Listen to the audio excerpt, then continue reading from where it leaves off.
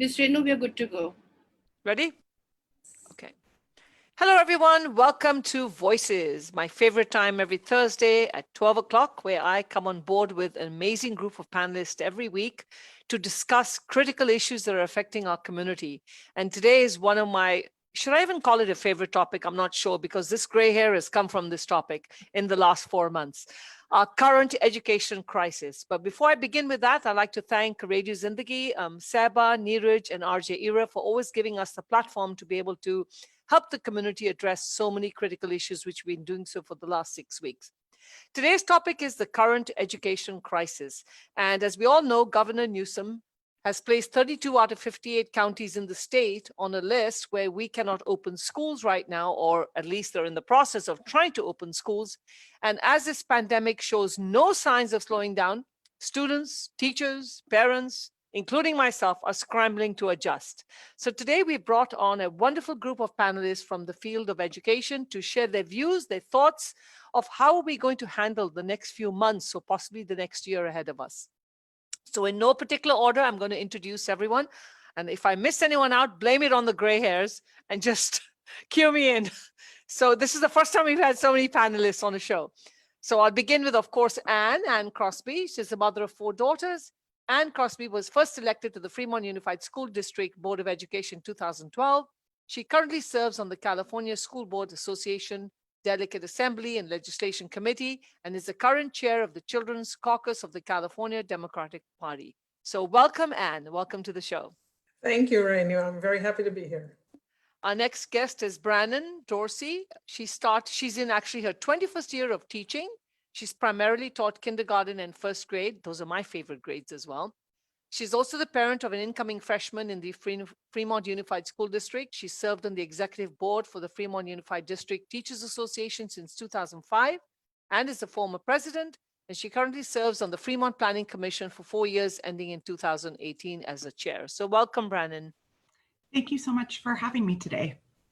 Then we have Kathy Kimberlin. Kathy enjoys her work with the Fremont Unified School District, supporting students, teachers, and families. Both her sons are graduates of the school district and have built a foundation from volunteering and the strong community relationships. She's got lots of accolades to her name. The community ties are found in the service as the president of the Fremont Education Foundation, president of the Centerville Business and Community Association, City of Fremont Government Affairs, Fremont 4th of July Board. Did we have one this year? Rotary Club of Fremont Community Service Chair and the Citizens for Better Community member. Wow. Welcome to our show. It's great to be here. Obviously, I love my community. Then we have Robert Moran, known as Bob. He's the principal at Washington High School. After teaching for 12 years, he became an administrator at Irvington in 2008 and then became the principal at Washington in 2013. So welcome, Bob. You go by Bob, right? We need to unmute you. Can't hear you. There we go. Yeah, thanks for having me on. Yes, and I do go by Bob. Great. And then, of course, we have Linda Anderson. She's the principal of Oliveira Elementary School. She's been with the Fremont Unified School District since 1998. Her motto is, every child is gifted. That's what I believe at Genius Kids too. And they just unwrap their packages at different times. So welcome, Linda. Unmute. Yes, I am. Thank you. Thank you for having me here. I'm looking forward to the conversation. Then, of course, we have Catherine Kaur from the Dublin Unified School District Governing Board Trustee. So welcome, Catherine. So we have a Dublin representative here too. Thank you, last but not least, we have Vinnie Gupta. He's the co-founder and CEO of EAZY, an online academy for college admissions. They are a national company headquartered right here in the Bay Area, and their mission is to simplify college admissions for students whose parents were born outside the US. Needless to say, the mission is relevant to most Indian American families. Vinnie is the thought lead in the college admission area process. So thank you and welcome, Vinnie. Thank you so much, Rennu. So my wife is a teacher in a Cupertino school. And when I told her I'm going to be on a panel with such distinguished people, you know, suddenly for the first time in my life, it's like I see respect from her. And you're going to let her know that there was many wonderful ladies with you too. I got to be careful with that. Well, welcome everybody. I don't think I missed anyone out. So welcome. And I know many of my parents are tuned in today. So we clearly have a crisis in this country. What can I tell you? We clearly have a crisis, especially now with the schools. And I'm in the preschool business and in the after school. And I know I get parents asking me every single day. The most common question I get is, when is the coronavirus going away? And I wish I had an answer to that one. I really do. So I'll begin with my first question, which will go to Linda. So Linda, how is your elementary school preparing to teach school once school opens? I mean, so many parents are so worried, their little ones. How are you going to prepare for this since you've been sitting at home for 4 months now? Right. So when I'm answering this question, please know that I'm answering it through my lens as an administrator at Oliveira Elementary School. I myself have, well, let me go back to, yes, the first 4 months when we were put on shelter in place. It was a very big change for all of us, and with very, very, actually no time really to get prepared. I myself, as an administrator at Oliveira, have been in contact with teachers on a regular basis. Yes, granted, we're in summer, so it's up to them whether they look at my emails or not, but I do contact even through text messaging.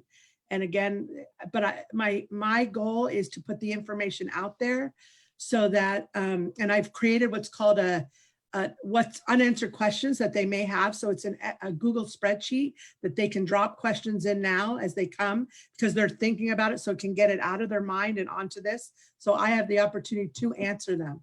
From there, it's about the training. I think we've been given time now to make sure that they have the training for, Google Meets or Zoom and breakout sessions and all that kind of stuff that they really didn't have the opportunity to do when we were first put on.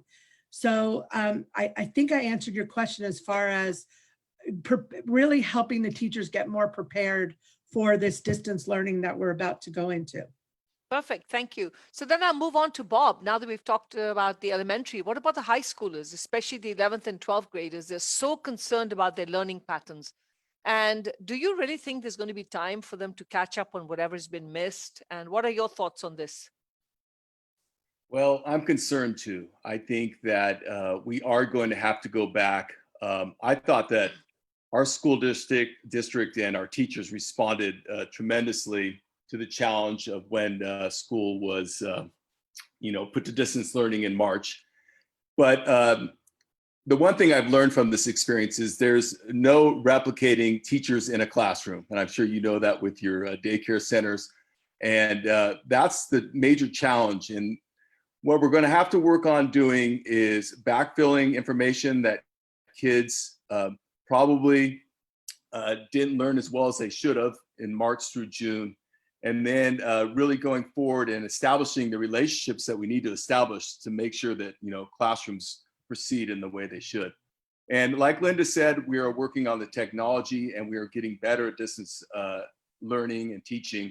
But it is still something that we're growing at. Right. I mean, if I had to learn Zoom and I still struggle with even Right. figuring out a gallery window, let alone teach kids and manage them over a gallery. Yeah. So thank you for that. So Vinnie, then the high schoolers and those who are heading to college, how are colleges going to read these applications now that standardized testing is not being accepted? And we're also so limited with extracurricular activities. What are kids meant to do other than talk about their iPads? Right. These are, needless to say, that the ground has shifted from under the feet of these students. That's unfortunate. Nobody deserved that, right? So that's the negative side of it. Now, on a positive side, that's what we are here for, right? Is to share a sense of optimism. What can they do? So let's look at UC specifically, and then we can talk a little bit about CSUs and private colleges. So UCs are not, what they have said is that they're making test, SAT and ACT optional for fall 2021 admissions. So if you don't have them, don't submit it. If you submit it, UCs will consider them, or some campuses may. Now, GPA last semester, all of us know was mainly pass-fail. It's not the end of the road. You cannot change it. I'm not trying to make you feel good about it, but UCs are still considering 3 semesters before that, right? So now I understand that if you were hoping to uplift your GPA in the last semester, then you lost that chance, and that's just life, right? So keep perspective, guys. It's not the end of the world. Now, from a UC perspective, if you are a senior, what can you do now? I think that the biggest opportunity at hand really is for you guys to improve your essay writing skills, because the percentage of essay importance will go up, and that's what you control, right? Rennu, depressing news, but I think let's keep perspective. It's not the end of the world. Absolutely. There's always a light at the end of the tunnel, right? So going on to Brannin. Brannin, there are three formats that are being discussed, and we keep hearing this, I mean, these are new words that I've learned: remote, hybrid, distance learning. Parents are so confused. What is, in your idea, what is the true recommendation of the best format? Let's say the coronavirus doesn't really get any better. What would your personal recommendation be? Well, that decision has already been made. Not only by our school board made it, but then the governor made it, which is distance learning. Honestly, just as Bob said, right now there's no actually good choice. It's about which choice is less bad. And I know that's horrible grammar, but that's just the reality of it.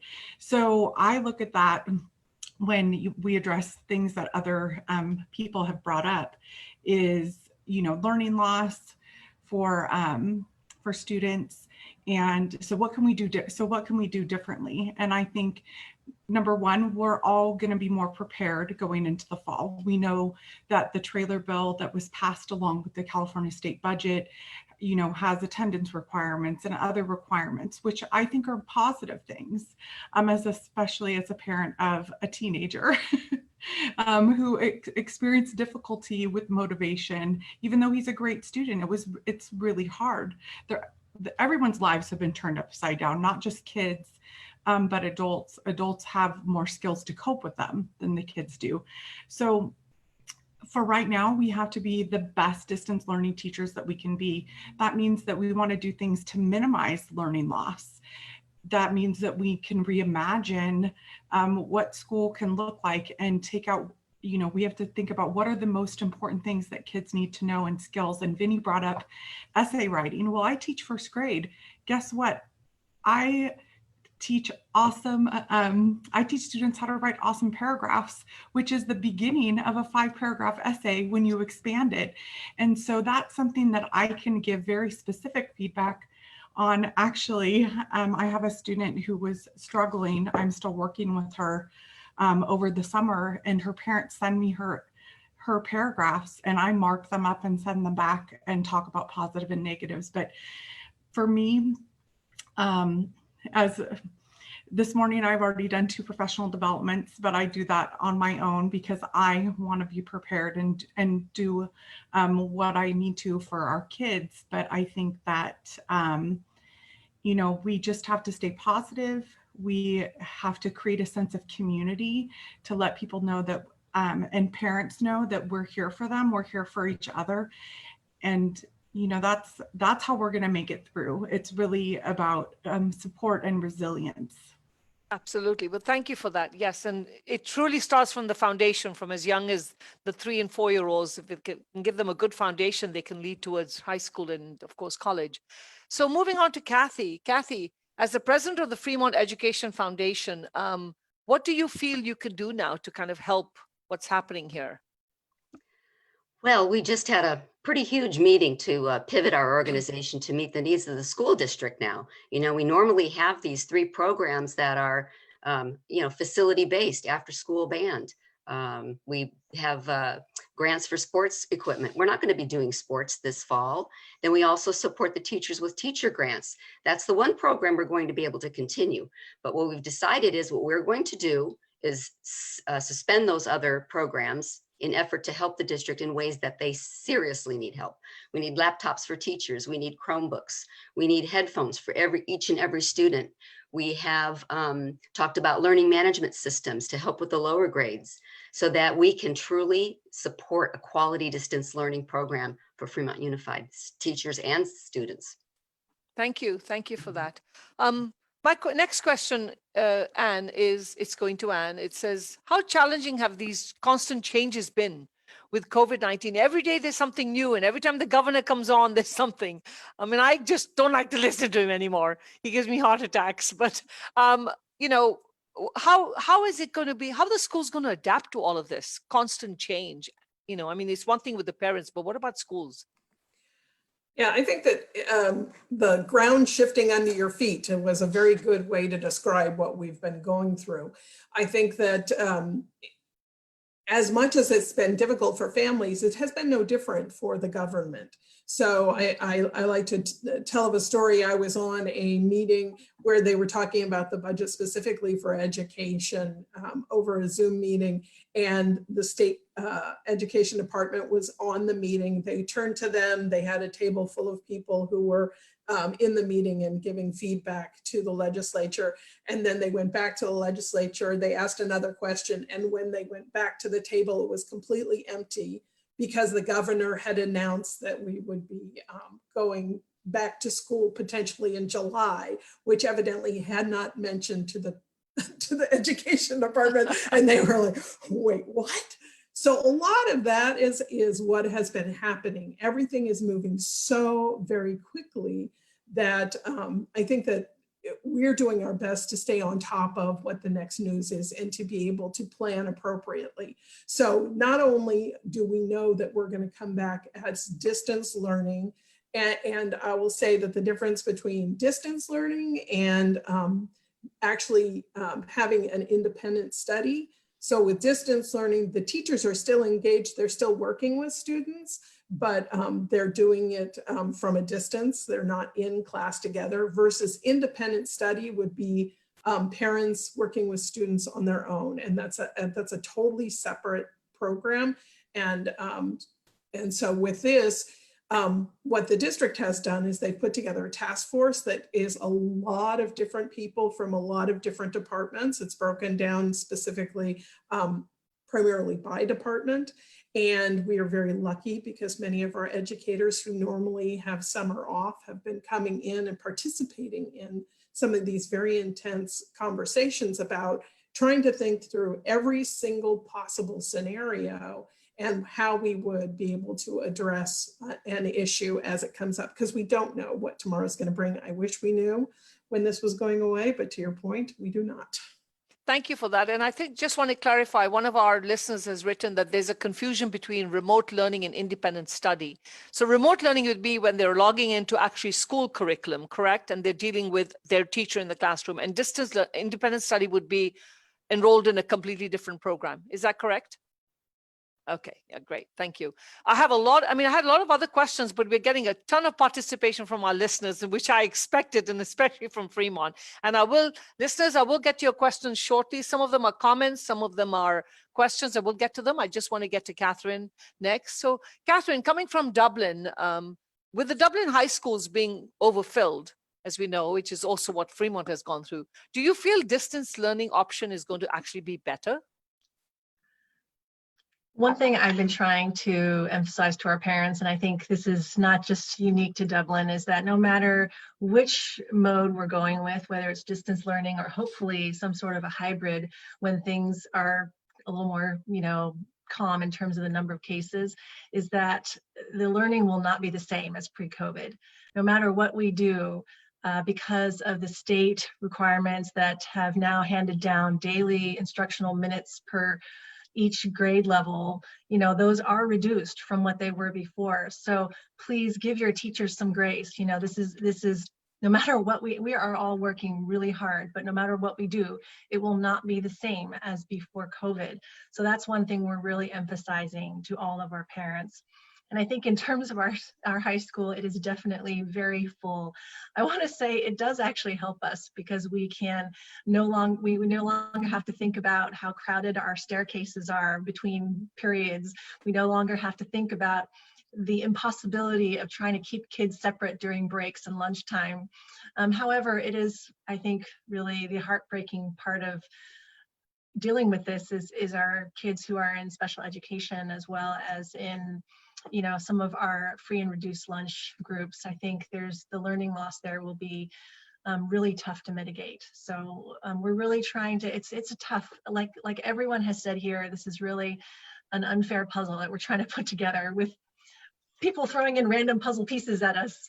So Yes, thank you for that. And thank you for addressing that everyone needs to be patient with the teachers. And I will definitely concur with that one. And the media, I think the media needs to get off our back, because every time there's any kind of an incident, they always headline it with the schools, blaming the schools or the daycares, and they don't realize that we are in control of what we can do, but the parents need to take full responsibility for their actions as well. And I'm huge on that one.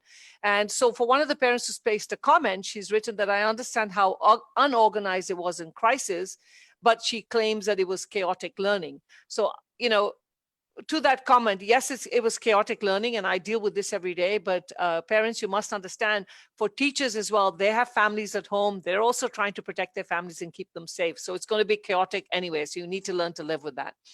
So moving on, my question back to Linda is, we've already discussed a lot of the challenges that are occurring with virtual learning. So as an administrator, what advice do you have for parents to assist their children during this distance learning? Everybody is saying it's chaotic, and we know that. What is your advice for that? So, my advice, and I'm a parent of grown children, so I'm a grandparent now of 3 Fremont Unified students, one in high school, 2 of them in elementary school. And so to my son and daughter-in-law, and so to parents, you need to have a schedule. I know that it's very easy to put children on the good old, the internet or their games, but you really have to have them understand a schedule at home. And I know that's difficult. And so to parents, they'll work the schedule into your family schedule. However, there is going to be a schedule coming out from teachers of when they are to come on, and just sort of really honor that, and to really honor what that schedule is. And yes, you'll be part of helping teaching too, but I think staying positive, really honor those teachers, keeping that positive voice at home about teachers and about what's going on, rather than, we don't know what we're doing. Please stay positive and honor the schedules and keep your kids on schedules. Yeah. Thank you for that. Bob, once a hybrid model has been set, what are high schools going to do to keep kids safe? How are you going to manage kids? It's not easy to manage high school kids. And I mean, I'm doing this, trying to explain to a 3-year-old what social distancing is and that you can't hug us anymore. That's a big struggle. But what about high schoolers? How are you going to manage that? Or do you have a plan of action for parents who want to send their kids back, but they're worried? Yeah, well, we got to get to a hybrid model first. And I believe our school board adopted a measure that we need 7 days of no infections in Alameda County. Ann, is that correct? Something yes, like that? I believe so. So, so we got to get there first. But if we do get to a place where we're able to have kids back on campus, the plans we were talking about it was almost an ABC schedule to meet within the guidelines provided by the state of 6 feet apart, the desks being 6 feet apart in the classrooms. So that would probably mean kids were on campus once every 3 days. You would require masks of both the kids and the teachers. I think you would have time, 10, 15 minutes in between classes for the air to clear out in the classrooms. I think the more we learn about COVID is definitely aerosol based, and that masks make a difference, but that it can build up in spaces. And so you want to do something like that. So those are the things. I think if we got to that point, we'd have technical things where we'd probably have kids moving from classes in only one direction. And have certain plans. We might have different release times for different classes so that they're not crowding the hallways. But I just, quite frankly, I just want to get there. I'm looking forward to the time when we can have kids back on campus, because it's really not the same without them. Right, absolutely. Thank you. Vinnie, a lot of parents are worried about paying the heavy first-year fees, knowing that most of the curriculum is going to be online. What are some of the concerns that you're hearing from your side from parents? It is Rennu, excellent question. Yes, a lot of parents are asking that question. Hey, is there value for my dollars? Or some are saying, should I take a gap year, et cetera, et cetera. My advice is that this is personalized stuff. Every kid is different. And in that, you need to consider the social and emotional aspect of a college journey. So what are the options? I can take a gap year and do nothing, right? That's in theory an option. I can take a community college, or I can continue with the college online and use the platform that the college provides to still create those social networks, right? You can still, just like we are collaborating, you'll physically not be in a dorm or in a physical classroom, but could you still create with fellow students activities and groups and giving back, etc. So again, my advice to parents would be, unless budget is an issue, which it is for a lot of families, and I completely respect different decision. But if all you're saying is I can afford it from a cash flow perspective, but value is the question, I think each student is different, and you should consider their social and emotional aspect. And take it from me as an older parent. 2 of my kids are in their 20s. My daughter is almost 30. Nothing is more important. Absolutely. And, I have to concur with you about the fact that we can definitely, like we're collaborating right now. I'm teaching a public speaking class 3 times a week with kids, and they're from different states now. And one of the best parts of the favorite time is connecting with kids from other schools and other cities now. And I think we would have never had that opportunity had this not happened. So I'm going to go to a question, Linda. There's a question for you from one of our participants. She's written that, I understand there will be a schedule, Linda, and I appreciate that. But for parents that work and won't be at home to help the children, will they be recorded so parents can get on these lessons later to help their children, especially those? She has 2 kids on, maybe I'm saying this wrong, LEPs, is it? LEPS, LEPs, and in Miles special ed classes, so special ed. Yeah, so it's actually IEP, so it's an individualized. Okay. It was written. plan. Yeah. No, that's Sorry those about of us that don't know all those little. Yeah, I was like trying to read it. Yeah. So special needs. Sure. And so in answer, I'm not sure I can necessarily answer the question about recording, because I think that's something that I would have to go back to the district to find out as far as teachers being recorded. So I don't feel I can really answer that properly right now. But it's definitely something I will bring up to the district and inquire about. And then I don't know if I can totally answer the question with the knowledge until I do go back and find out about the recording, because it's definitely something that the union would have to work out with the district as far as the legality of that, with teachers being recorded and then putting out there. So but I appreciate the question. So it's something we can bring back. Yeah. Thank you. And that question came from Stacy Lynn. Thank you, Stacy, and thank you for participating in our show. A comment from Tammy Nelson McDonald. She says, as a teacher and parent, it's essential to note that the burden of education does not lie solely on the teachers. Parents need to do their part. Yes. Okay, moving on. I'm all for parents doing their part. Moving on, Brannin, as an educator, what have you learned about educating students for the past few months? And what have you learned in terms of the things you would recommend to other teachers? Well, I think the main thing that I learned is, regardless of whether in the classroom or not, that kids are amazing and resilient and adaptable. I'm lucky enough to live in the neighborhood that I teach. And so when I walk the dog, I get to see my students sometimes. And of course, we're, standing away from each other. But, I was talking with my parent of that student, and he's like, how in the world did you get first graders to learn how to use Google Classroom and turn in assignments? And I had a whole schedule with my kids, but we did that. And then I actually I'm a YouTube star now. I started my own YouTube channel. so that parents could, I knew kids probably wouldn't be able to do it on the, do stuff on their own in the beginning, and that parents were probably working. So I started that YouTube channel so that parents could access it whenever was convenient for their family. But I learned that the kids are amazing, regardless if we're with them or not. But how do we keep them motivated and excited to still learn while we don't have that face-to-face contact? And I think I told our Dr. Zamora, who is our acting superintendent, I said, you know what, my heart dies a little bit each day that I don't get to see first graders in person.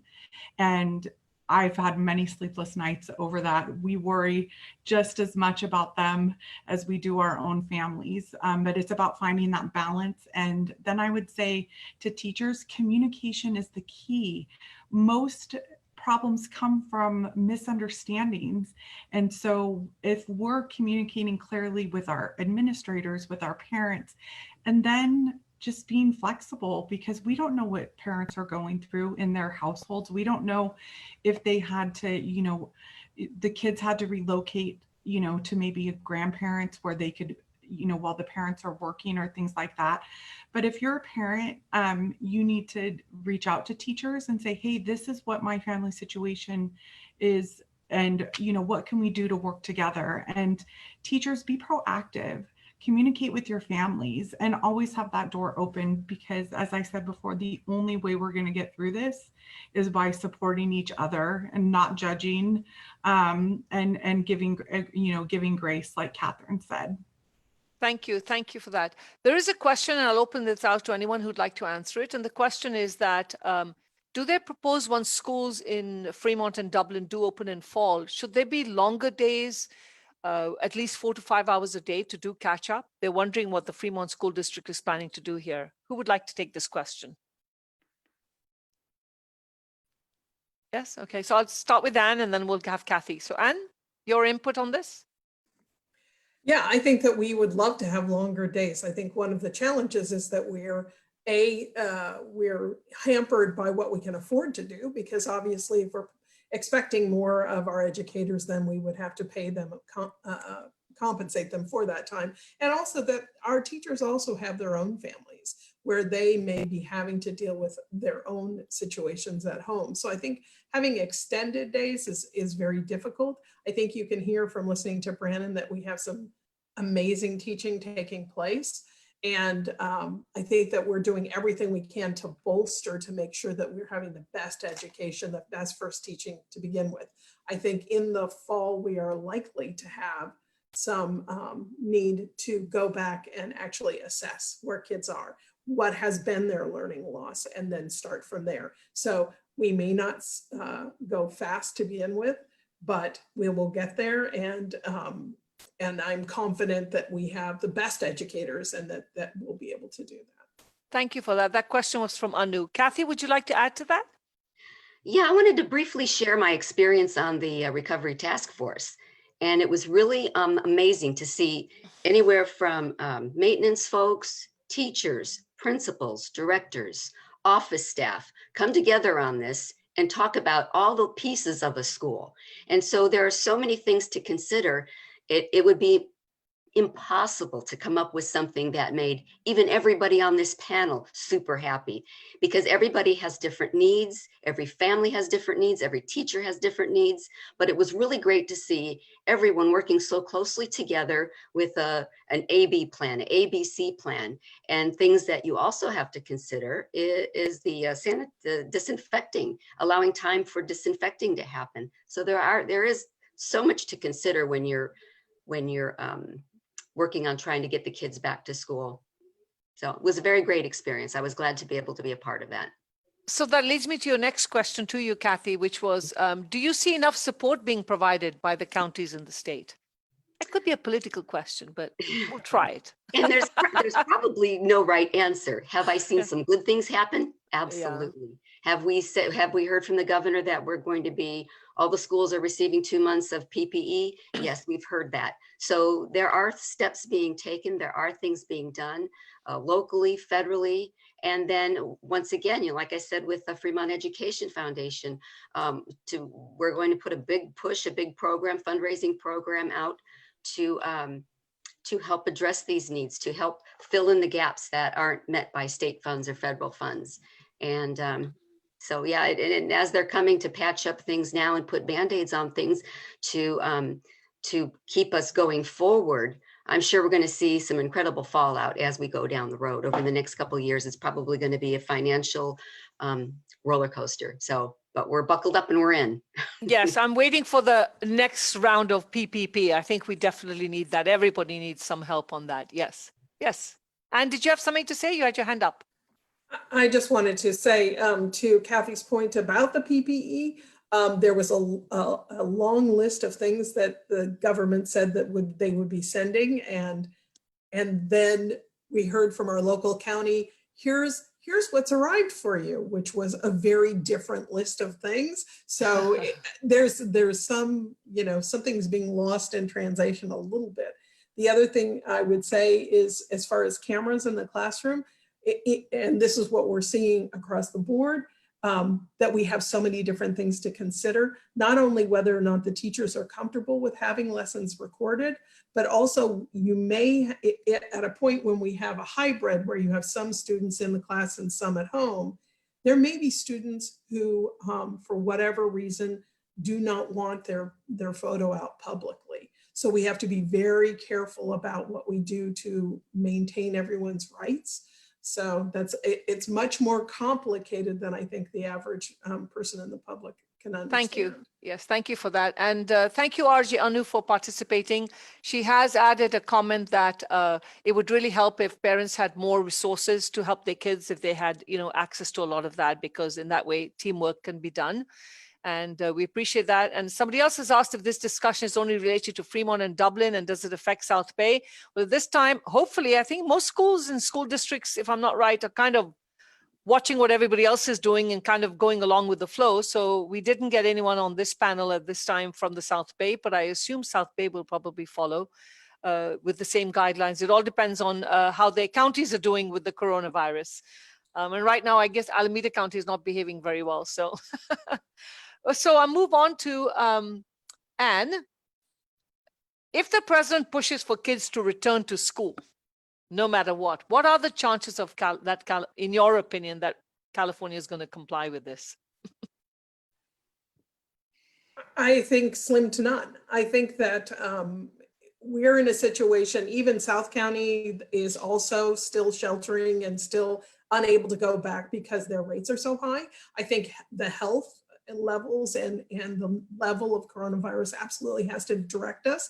And even if the state of California said, yes, we need to go back, and we agreed with the president that the most important thing is that we're in classes, you cannot make teachers go back if they do not feel comfortable. And I think what would likely happen is that we would have a statewide strike where teachers would not go back. It's much better for us to work collaboratively to find the best way to keep everyone safe.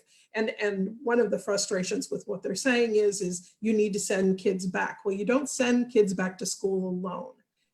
Other adults have to be there in order for learning to take place. So we need to work together. Thank you for that. Thank you. Yes, Vinnie? Yeah, I just wanted to quickly add there that in all of this discussion about school opening and all that, something that everyone has ignored completely is the safety of teachers and their families. My wife is a teacher, and I have seen very close and personally the amount of anxiety that she has, not so much about herself, but it's like, hey, what am I going to bring back home? I do think that, and I think all of you guys said this, we are all in this together, but the teachers have to be a piece of this, this collaborative problem solving. Right, absolutely. And I will, in our licensing in our preschool business, we've been restricted now, for example, to having kids in groups of 10 kids with 2 teachers. Before, you could have this one floater that could go around the room, giving breaks. And it's got to the point now, I can't even find teachers who want to come in because they have elderly parents living with them or they have children. And secondly, it's just so restricted. Everything has become so restrictive that I hope all the families that are listening will understand that you know, as Vinnie said, we also have families and we risk our lives every day when we come out and step out and go into the schools. Linda has written in that she's heard a suggestion that teachers will go into schools and teach via distance learning while in their own classrooms. That way more materials are available to teachers and kids may feel more like they're actually in school. Is that a consideration for Fremont or Dublin? So I'll pass that question to you, Catherine. I wanted to emphasize regarding this that things regarding daily schedules and how teachers will be actually teaching are still being worked out with all of our partner groups.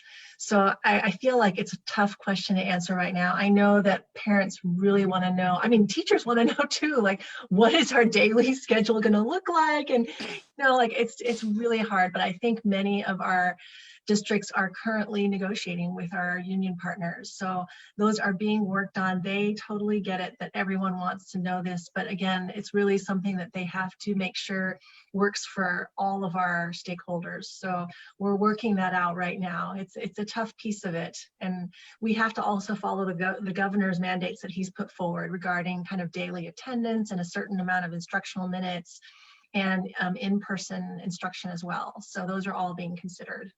Thank you. And I believe, Brannin, you had something to say? Yeah, you know, Catherine is absolutely right that we are, you know, trying to work out the best solution. Ideally, like if I ran the world, I run my own classroom, but if I ran the world, I would like to give, you know, teachers the option. It may not be an option if you're commuting from Patterson or Stockton, which some of the Fremont teachers do commute that far, but you know, I'm a 5-minute walk from my elementary school, and I would really prefer to teach in my class instead of at the end of my dining room table. And, you know, but again, if I had some underlying health conditions or some other things, you know, maybe I wouldn't feel safe doing that. So I think, you know, there has to be options. Would I prefer it? Yes. Would I stay away from my colleagues? Mostly yes. You know, well, I would do my best, but that opens up a whole nother can of worms, like whose turn is it to use the copier and who's going to wipe it down before we do that? And are we going to bug the principal in the office or our support staff? You know, and then you're increasing your daily contacts with people, regardless if you're wearing a mask or not. And then, as we've seen, since we have had reopening and numbers going up, we're social creatures. We want to be with people. And if you open it up, we're going to be by each other. Just like teenagers are going to be touching each other and not going the right ways in the halls, nor are first graders going to keep their hands off their faces. Yeah, absolutely. Thank you for that. That's an important point. So we're nearing the closing. Believe me, as I said, 1 hour goes really quickly. So what I'd like to do at this time is have everyone wrap up with their closing statements and their own thoughts about the education crisis and, you know, your own input about this. And Vinnie, when I get to you, there'll be a question for you before you do your closing thoughts. So I'll go back in order and we'll begin with Linda. So Linda, your closing thoughts on this today. So my closing thoughts, and I think you said a little bit of it, is that we're all in this together. And I really, you know, we're all stakeholders in this. My other thing though, too, is we're in crisis in many different situations. And I think we have to seek this as an opportunity to make changes that need to happen in many of these crises. We can't just keep doing status quo. So, and my last thing is also, please let's support each other for the mental health of all of us. So that's my closing. Thank you. Thank you very much. Bob. Well, thank you. Well, thanks for having me on too. You know, when we did shelter in place, it was a difficult time, but I am optimistic that we are going to get better at distance learning and teaching. I think as you give us more time and we have the specific guidelines set down by the governor about minutes and how we negotiate that, what that looks like in our school district, that we will do a good job educating kids this year. And that as a community, we will come together to find the best way and to share best practices, and that we will move forward with education, and the kids will come away from this year with something, and it will be a positive thing. So it's going to be different. but this is an opportunity, as Linda said, to grow in different ways, and I'm looking forward to it. And I just had a question for you, Bob. Do you find that maybe possibly the high school kids are probably adjusting more to online learning since they're more experienced with the computer versus the little ones? Or do you find that the lack of, maybe they need more motivation, discipline, being high schoolers? Both. I think that both of those things are true.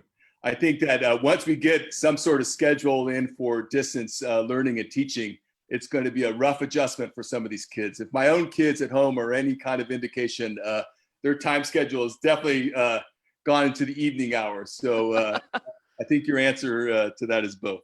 Yeah. Thank you for that. I've got a question for you, Vinnie, as you wrap up. And the question had to do with the SAT. Yeah. What happens when if these tests are completely canceled? That's a question for you. They are, by the way, the California State Universities have canceled ACT and SAT for fall 21 admissions. Do you think it'll be permanent or just for fall? California State University is saying for fall 2021 admissions. UCs, on the other hand, they have a 5-year plan to transition away from SAT and ACT for good and develop their own standardized test. So let me take this into my closing message. As with everything in life, when crisis hits, and this I'm now speaking to parents and students, we can hunker down, we can snuggle ourselves in our comforters and just hide away from the world. That's one option, and some of us will do that or are doing it. On the other hand, I really believe that since our college admissions are moving towards well-rounded kids, especially for the UC, Stanford, etc., our job markets increasingly are moving that direction. I think for some of you, this is a once-in-a-lifetime opportunity, and I mean every word with sincerity, to actually become the next generation leaders. How? Just at a very high level. All these amazing academicians here will do the best that they can, but as a student and as a parent, what can I do to upgrade my study skills to learn better in an online world? So let's stop complaining about the change. Read that book, which is like, Who Moved My Cheese? Be the mouse A that embraces change and not mouse C that hates change and then change sweeps him, right? So change your study habits. Online activities, there are so many of them, let's go there. Your social life is disrupted as a student. Can they be replaced with online activities where you can collaborate with wonderful students all across the country or the world to fill that hole in your social life? I really think this is an opportunity and not to hunker down or to be that mouse C. So I want to leave this with a huge message of optimism and once in a lifetime opportunity. Hats off for saying that, because I'll tell you one thing, I didn't want to sit and just watch Netflix all day long. So I've actually taken to doing some online learning, and I've actually learned more skills in the last 4 months than I did in 20 years, especially on the computer. But yes, absolutely. Get your kids off the games and make them do something creative and useful. Brannin, your thoughts? Well, thank you for having me today. And also, sorry, address mental health in your thought. That's another question that's come up is what are we going to do with that? Yes. So in my closing, I would like to say, well, that Vinnie stole my thunder, that change isn't bad. It's really about mindset. And we teach our kids to have a growth mindset, which means, it's not about I can't, it's about what you can do. And it's not about being perfect. It's about the journey. Addressing mental health, I think my teenager is sick of me trying to self-assess him. But you need to get sunshine every day. You need to have some type of social activities, whether it's online or, if you're, social distancing, if you're doing some type of outdoors type of things. I've seen my friends, kids who are super active taking online, they're continuing their tap dancing or ballet or karate lessons. They're still continuing it over Zoom. So you still need to take time, like you need to do self-care for yourself as adults, but the kids need to do that as well. And that means, turning off the TV and playing some music or, finding things that you love. I think I've told people this a lot, but our pets have been the star of shelter in place. If we did not have our pets, it would be a lot worse. And that's why the shelters are clear right now, because people are relying on their pets. And I had my students bring them, you know, as like their comfort animals in Zoom. So before, you know, embracing change, I think this is an opportunity for us all as a society to hit the reset button and reevaluate what's important. Every waking hour that was spent was either working on teaching or transporting my child to 2 sports that he played year round, and all that's gone now. So that I thought we would be, you know, fighting in our house by this point, but it's actually been refreshing, and we're cooking more and we're playing games and doing things that, frankly, with our fast-paced, busy lifestyle in the Bay Area, we did not have time to do. And so I think about when we think about reopening and going back, am I going to really continue to do all the things that I was doing? Probably not. And that's not a bad thing. So finally, I'd just like to say, you know, thank you for tuning in. If you see teachers, give them a big shout out. If you see school administrators or any type of support personnel, because it's really, you know, it takes everyone to educate kids, not just people in the classroom. It's educator is a big group of people. Give them some shout outs and support. And thank you to the Fremont Ed Foundation. I have grants in my head that I want to write. I've already written, I'm on my 3rd Donors Choose one this summer. Thank you so much. Thank you for that. Kathy. Well, I think we've seen this many, many times. And like Linda mentioned, we are in this together. # we are truly in this together. And the things that are really important, which help us with good mental health and social emotional well-being, is to be kind, to be respectful, to be meaningful. And these are the things that I'm starting to see kind of come back into people's lives, because they're getting so frazzled that they're reading, they're listening to music, they're walking, they're kind of reinventing their mindset and how they work with others. You look at not only the world of education, but you look at what our businesses have gone through in Fremont and all, you know, around the world. What our small businesses have done, this is their livelihood. They're basically crying. And so, you know, that was another thing I was involved with is, well, let's talk about this. Let's talk with the city. And the city of Fremont has done some wonderful things for local business. So you see it across the board in everything we're doing, not just education, but if we can be respectful and kind and remember we're in this together. And when people come down with decisions like our wonderful Fremont Unified School District trustees, to have conversations with them, to understand where they're coming from. They're not looking at it with one lens, they're looking at it for everyone. So please, let's be kind, and we're in this together. Thank you. Thank you. And move on to, we have 2 minutes left. So Catherine and then Anne. So go ahead, Catherine. Yes. I just ditto the comments of the many distinguished panelists here. For the radios and Diggy listeners, you know, just realize it will be a little bumpy getting school started, but we will work it out piece by piece, and it will get better. And we just need to work together. Thank you, Rennu. Thank you. And Anne.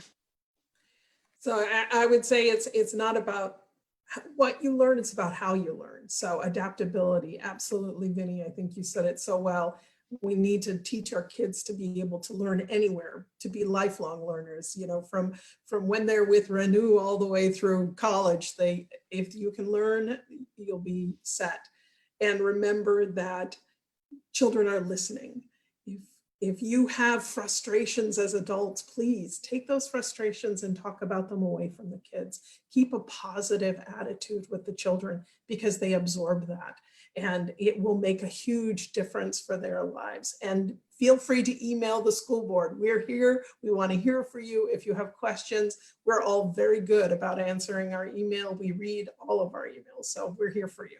Thank you. Thank you so much for that. And for all our listeners today, my message to all of you is, yes, you know, Just think of all the hard work that the teachers put in. I don't teach in a classroom anymore, but I see my teachers every day, and it takes a lot of courage to leave your house or even go to your dining table. And it's not easy to do distance learning. And do support your local schools, your businesses, and your daycares. If you don't support them with even the virtual learning, there will be very few daycares left. Fremont or no Fremont, there are going to be very few left if you don't support everyone out there. So be kind to your teachers, guys. We work really hard. And again, thank you to all our panelists. It's been wonderful engaging with all of you, and it's been very insightful. And I really hope we can say goodbye to the coronavirus very soon. So thank you all, and thank you, Radio Zindagi. Thank you.